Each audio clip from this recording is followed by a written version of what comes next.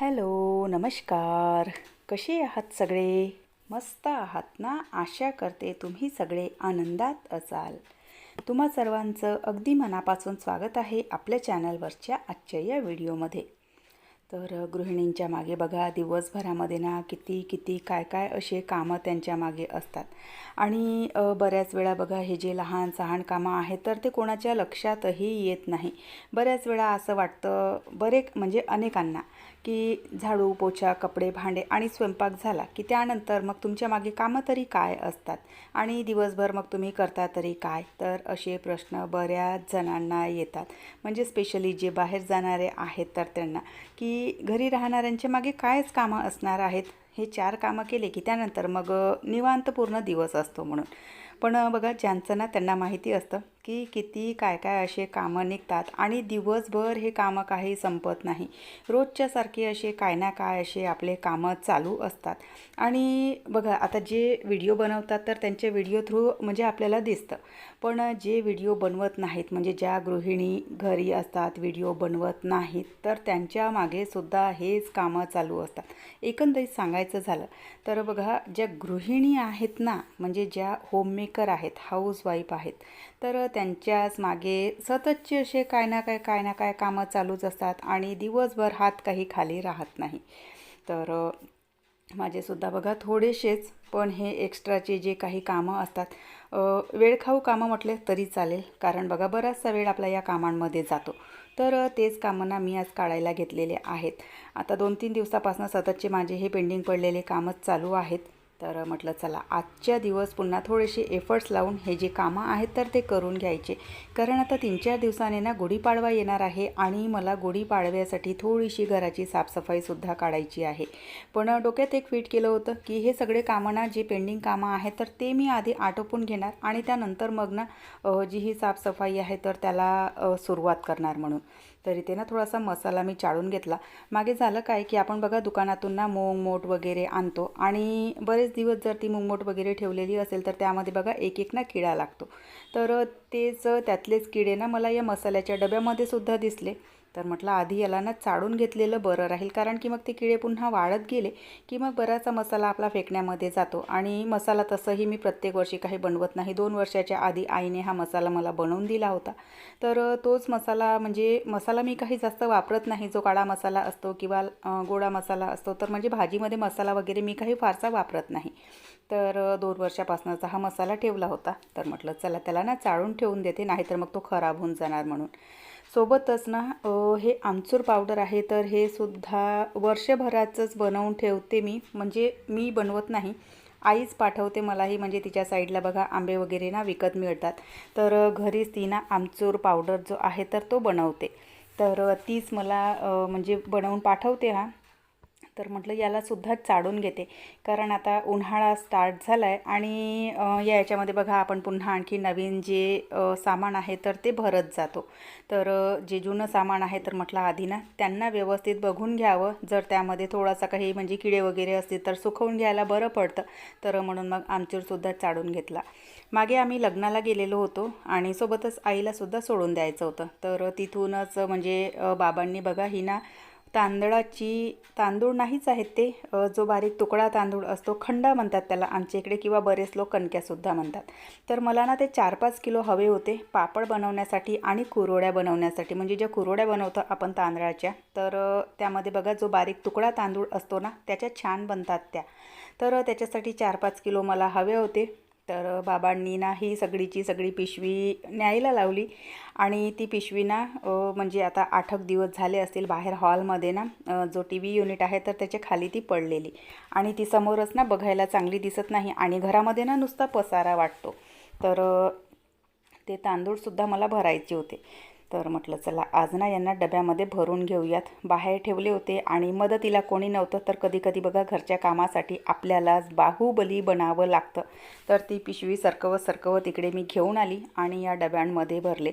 एकतर ना main problem माझा असा आहे की म्हणजे फारसे असे एक्स्ट्राचे गहू किंवा तांदूळ भरण्यासाठी सध्या तरी माझ्याकडे ना काही ड्रम्स वगैरे नाही. फर्निचर बनायच्या आधी ना माझ्याकडे 2-3 निळे ड्रम होते तर ते मी देऊन टाकले. कारण फर्निचर बनवल्याच्या नंतर तेवढी जागा काही होती नाही आणि त्यांची गरजसुद्धा पडत नव्हती. तर आता हे एक्स्ट्राचे जे तांदूळ किंवा गहू वगैरे असतात तर ते भरायसाठी ना इतका प्रॉब्लेम जातो मला. तर हा एक ना स्टीलचा ड्रम कायम असा म्हणजे खालीच ठेवलेला असतो. तर एक म्हटलं त्यामध्ये भरून घेऊयात. त्यामध्ये काही आले नाही. पुन्हा आणखी दुसऱ्या डब्यामध्ये मला ना हे ॲडजस्ट करावे लागले. प्रॉब्लेम अशी झाली की दुसऱ्या डब्यामध्ये सुद्धा ते तांदूळ काही आलेले नाहीत. तर हा माझा नेहमीचा ना तांदळाचा डबा आहे. तर यातले तांदूळ पुन्हा आणखी एका छोट्या डब्यामध्ये खाली करावे लागले आणि हे जे वाचलेले तांदूळ आहेत तर ते मग मी या डब्यामध्ये भरलेले. तर नवीन तांदूळ आहेत हे, म्हणजे जो तुकडा तांदूळ आहे तर तो नवीन आहे. तर याचेच आता पापड आणि कुरवड्या वगैरे बनवणार आणि बाकीचा जो आहे तर तो आपल्या खाण्यामध्ये होऊन जातो. कारण खंड्याचा भात ना मला खूप आवडतो आणि आईबाबाला माहिती आहे की हिला खंड्याचा भात आवडतो म्हणून. तर त्याच्याने ना ते थोडंसं म्हणजे हे जे तांदूळ आहेत तर ते थोडेसे एक्स्ट्राचेच देतात. तर तेच इथे ना मी छान असे भरून घेतले आणि तितक्यातच ना सानूसुद्धा तिच्या शाळेतून आलेली होती. तर म्हणाली की मम्मी चल थोडा वेळ ना वर जाऊ म्हणून. तर तिच्यासोबत इथे आलेली आहे वर आणि इतकं छान आकाशामध्ये ना वातावरण झालेलं. तर चला तांदूळ झालेले आहेत ठेवून आणि मसालासुद्धा थोडासा चाळायचा होता तोसुद्धा झाला. आणि त्यानंतर आलो आहे थोडी वेळ वर, कारण असंच होतं सहजच आलो. आणि त्यानंतर खाली जाऊन पुन्हा आणखी थोडंसं काम आहे तर ते करणार. म्हटलं चला खूप दिवस झाले वर काही आलेलो नाही आणि थोडंसं बघा असं मोकळ्या हवेमध्ये ना छान वाटतं की थोडंसं असं वर आलं तर म्हणजे छान असं मोकळं दिसतं सगळं. तर थोडं बरं वाटतं इथे. तर म्हणून मग कधीतरी आम्ही येत असतो, जर सायंकाळची वेळ फ्री असेल तर इथे येत असतो आम्ही वर टेरेसवर आणि छान वाटतं इथे. तर म्हटलं चला स्वयंपाकाला थोडासा उशीर आहे तर छान थोडासा सैरसपाटा करून येऊयात म्हणून मस्त छान आलो आहे वर. आणि इतका छान म्हणजे इतकं छान वाटतं ना वर. तर चला खाली गेली त्यानंतरचं मग रुटीन तुमच्यासोबत शेअर करणार. तर सायंकाळच्या वेळेला ना थोडासा जर वेळ फ्री असेल तर वरून आम्ही थोडंसं फिरून येत असतो. कारण दिवसभर बघा घरातल्या घरामध्येच राहावं लागतं आणि फ्लॅट सिस्टम म्हटलं तर तुम्हाला माहिती आहे की एकदम असं ना कोंदट वातावरण असतं. तर त्यामुळे कधी जर इच्छा झाली तर सायंकाळच्या वेळेला ना थोडासा आम्ही सैरसपाटा करायला जातो. तर त्यानंतर मग ना स्वयंपाकाला सुरुवात केली आहे. मेथीचे पराठे बनवलेले होते. याविषयीचा डिटेल एक शॉर्ट व्हिडिओ मी तुमच्यासोबत लवकरच शेअर करणार. आणि त्यानंतर माझे ड्रेस जे आहेत तर ते राहिलेले होते प्रेस करायचे आणि त्यांना ठेवायचंसुद्धा होतं व्यवस्थित. कारण सगळे ड्रेस जे आहेत तर ओढणी कोणीकडे लॅगिन कोणीकडे असे हाल झालेले होते. तर सगळ्यात आधी ना यांना प्रेस करून घेतलं मी, कारण प्रेसचे सुद्धा खूप सारे ड्रेस होते. आणि अचानक मग बघा कधी कुठे जावं लागतं आणि मग नंतर म्हणजे वेळेवर ना खूप प्रॉब्लेम होतो. तर त्यामुळे ना माझा एक नेहमी प्रयत्न असतो की जे ड्रेस आहेत तर ते प्रेस करून त्यांच्या जागी नीटनेटके ठेवलेले असावेत, कारण कधीही कुठलंही काम निघतं. तर त्यामुळे तर सगळे जे कपडे होते तर ते प्रेस करून घेतले आणि त्यानंतर त्यांना आता त्यांच्या जागी ठेवायचं आहे. तर म्हटलं चला त्यांना ना त्यांच्या जागी ठेवून देते.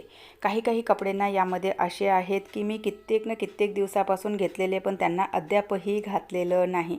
म्हणजे बघा बऱ्याच ज्या स्त्रिया असतात तर त्यांचं ना असं असतं की नवीन कपडे घेतले की आत्ता घालायचे की नंतर घालायचे. साड्यासुद्धा घेतात तर बघा लगेच ब्लाऊज शिवून नंतर काही कार्यक्रम असेल किंवा कुठल्याही इव्हेंटमध्ये पटकन त्या साड्या घालतात. पण माझ्याकडे 2-2 वर्षापासूनच्या म्हणजे मागच्या वर्षीच्या दिवाळीपासूनच्या साड्या आहेत ज्यांची अजून मी ब्लाऊजसुद्धा शिवलेले नाहीत आणि साड्यासुद्धा पिकोफॉल केलेल्या नाहीत. मागच्या वर्षीला आम्ही आग्र्याला गेलेलो आणि तिथून बघा ही स्कर्ट मी आणलेली होती आणि स्टार्टिंगला जो ग्रीन कलरचा ड्रेस तुम्हाला दिसलेला असेल तर त्यालासुद्धा किती महिने झाले फिटिंगसुद्धा केलेली नाही आणि त्याला घातलेला सुद्धा नाही. तर असं काम असतं माझं कपड्यांच्या बाबतीमध्ये. काय कोणास ठाऊक इतकी अलगर्जी का बरं कपड्यांच्या बाबतीत माझ्यामध्ये आहे मलाच माहिती नाही. तर चला सगळे माझे जे ड्रेस आहेत तर ते इथे ठेवून घेते आणि सगळे माझे जे कामं आहेत तर एक्स्ट्राचे जे कामं आहेत तर ते सुद्धा आटोपलेले.